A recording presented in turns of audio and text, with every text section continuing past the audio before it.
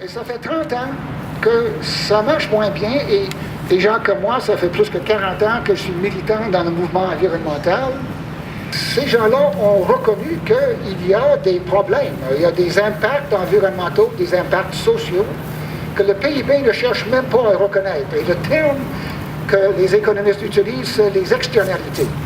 Ce n'est pas mon problème, dans le sens que je suis un économiste, j'ai une tâche très particulière, je calcule la production.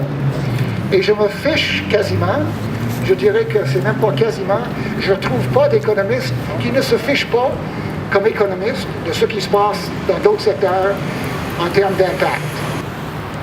Le livre que j'ai publié, à peu près, je pense que c'est 13 secteurs où j'ai évalué le coût. Il y a juste un chapitre qui parle d'un ajout, mais important, et j'arrive à la fin avec ça. J'ai regardé l'agriculture, j'ai regardé la foresterie, j'ai regardé les pêcheries et j'ai regardé les mines. Donc, le secteur de l'exploitation de nos ressources.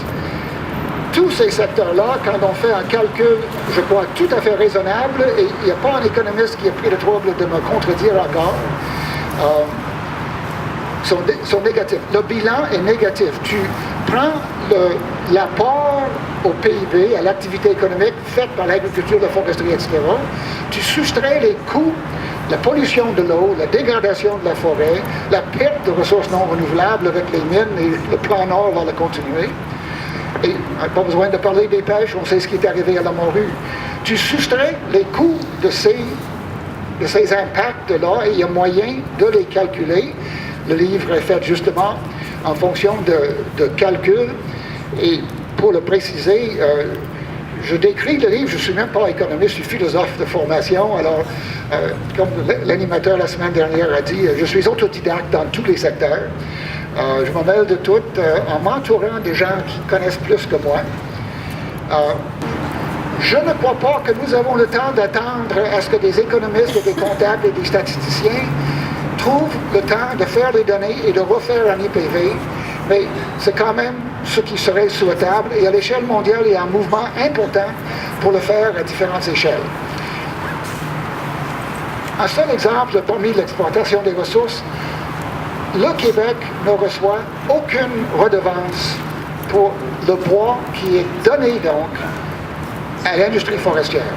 Aucune redevance n'est reçue, et en même temps, on est en train de dégrader la forêt à un point tel que le coût du transport, et c'est clair et net, et les données viennent directement du ministère, c'est les coûts du transport dans l'exploitation forestière sont de loin le plus important coût. C'est plus que la moitié de tous les coûts d'exploitation. Et avec le coût du pétrole qui s'en vient en hausse, l'industrie forestière déjà en crise risque d'être encore plus en crise, à moins de ramener l'activité au niveau des communautés. Et il y a un mouvement en faveur de ça. Je ne parlerai pas des pêches, des mines, etc. Les mines, on le donne, c'est clair. C'est moi qui ai fait la vérification qui a montré que c'était 200 quelques millions de dollars sur 6 milliards de dollars dans 10 ans que le Québec a retenu. Et je n'ai pas pu comptabiliser combien le Québec a donné pour avoir le 250, mais c'était sûrement plus. Donc c'est négatif, l'exploitation minière au Québec. Sérieux, c'était le début du mouvement environnemental, la pollution de l'air, la pollution de l'eau. Je les comptabilise dans le livre, mais les données n'existent presque pas. Sauf pollution de l'air, il y a une étude de 2002 qui m'a permis de calculer le coût de la mortalité prématurée de gens, surtout à Montréal, vivant dans une ville qui a l'air pas mal propre, mais qui sont affectés par les particules, les particules de très petite dimension. C'est 17 milliards de dollars en 2009 que cela a coûté à nous, comme société, si on estime qu'on peut évaluer la perte de vie humaine associée à une pollution, à une externalité, à un impact de notre activité urbaine et économique. L'étalement urbain, nous sommes en train depuis 30-40 ans de prendre les meilleures terres du Québec pour les convertir en milieu résidentiel ou commercial. Toronto fait la même chose. Toutes les grandes villes du monde font la même chose. Mais cela nous enlève, premièrement, une production. Et deuxièmement, ça nous enlève la capacité de continuer à produire à l'avenir alors qu'on risque, la même raison, le pic du pétrole, on risque d'être obligé de diminuer nos importations de nourriture et revenir à des modes d'antan. Si vous regardez votre panier, quand vous allez à l'épicerie, c'est fascinant de faire l'exercice, on le voit à la télévision régulièrement, d'où vient chaque item. Là. Avec un pic de pétrole et un prix de pétrole en hausse, on risque d'être obligé de diminuer ça. Il y a finalement, et c'est la soustraction la plus importante dans tout le livre, tout le calcul de l'IPV, c'est les changements climatiques. Il y a moyen de calculer ça. Le gouvernement fédéral estime entre 22 et 44 $ le coût de l'impact pour chaque tonne d'émissions de carbone dont nous sommes responsables. J'étais capable de calculer aux centaines de tonnes près probablement les émissions cumulatives du Québec en termes d'émissions de gaz à effet de serre depuis les années 60. En 2009, si nous prenions vraiment au sérieux le fait que nous bloquons le développement de tout le tiers-monde, le coût, notre dette écologique envers le tiers-monde est 45 milliards $. Et c'est en train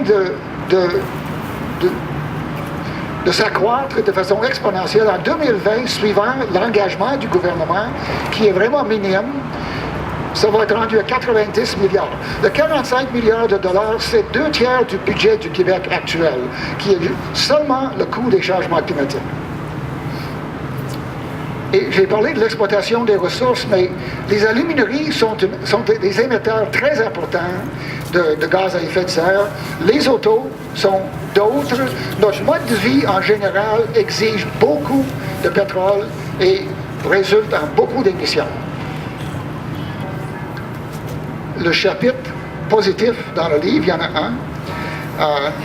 Et vraiment, il y a, et je suis une tradition qui est vieille maintenant de plus que 20 ans, il n'y a pas d'éléments positifs autre qu'un, que les économistes écologistes, c'est comme ça qu'ils s'appellent, mettent dans le calcul de l'IPV, c'est le travail domestique, qui s'appelle le travail non rémunéré. C'est la partie de l'IPV la plus importante de toutes les parties, négatives et positives.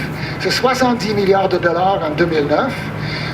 C'est surtout le résultat du travail des femmes. Le bénévolat est peut-être pour 10% de tout ça, selon Statistique Canada. C'est calculé à la scène près suivant les données de Statistique Canada. Ce n'est pas inclus dans le PIB non plus. Quand je fais le calcul, je commence avec le bénéfice de l'activité économique, et ça s'appelle la consommation. Et c'est à peu près 65% de notre PIB. Quand je soustrais le coût des impacts de la consommation dans le PIB, le coût de la consommation perd 2/3 de sa valeur. Quand j'ajoute le travail non rémunéré pour arriver à mon IPV, j'arrive en résultat, l'IPV du Québec, qui est la moitié du PIB.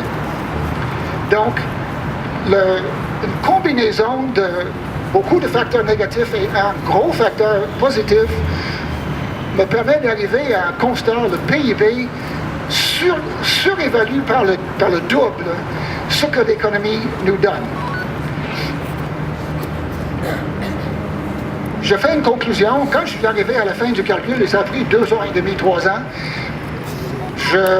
j'ai pris 2 mois pour savoir, mais qu'est-ce que j'ai maintenant que j'ai fait tout ce calcul-là, c'est quoi le résultat? Et finalement, la question du travail non rémunéré rejoint le mouvement de l'économie sociale au Québec et ailleurs comme un indice d'une approche à notre vie communautaire et à notre civilisation qui oublie quasiment, qui minimise ou qui réduit de beaucoup l'importance de l'argent comme tel. Mais j'ai besoin de faire une correction. Et je l'ai fait quand j'étais commissaire. J'ai pu montrer à mon boss qu'il y a des gouvernements même qui ont accepté la méthodologie. C'est une méthodologie assez rigoureuse. J'ai calculé l'empreinte écologique du Québec. L'empreinte écologique, c'est une façon de voir combien de terres agricoles, combien de eaux productrices de poissons, combien de forêts, combien de la planète, quelle superficie de la planète avons-nous besoin, de combien, pour nous soutenir. C'est fait en termes de hectares par personne. Chaque Québécois a besoin de 6 hectares par personne pour survivre, et la planète nous fournit 2. Si on réalise que nous sommes 7 milliards de personnes, on divise la productivité de la planète et on arrive à 2 hectares par personne, et le Québec exige 6, selon la méthodologie. J'ai fait un deuxième calcul où j'ai quitté la méthodologie, je l'ai suivi, mais je ne pouvais plus me comparer à d'autres juridictions. Je me posais la question, mais où rentrent dans tout ça les barrages, notre réseau hydroélectrique, etc. Et finalement, on a fait un deuxième calcul et on arrive à 10 hectares par personne au Québec, l'impact de notre mode de vie, alors que la planète nous fournit 2 sur une base équitable. Vous êtes écœurés, vous êtes indignés de ce qui se passe, mais c'est écœurant, c'est pour les pauvres de la planète de nous voir agir. J'ai de beaux graphiques qui le montrent dans d'autres circonstances.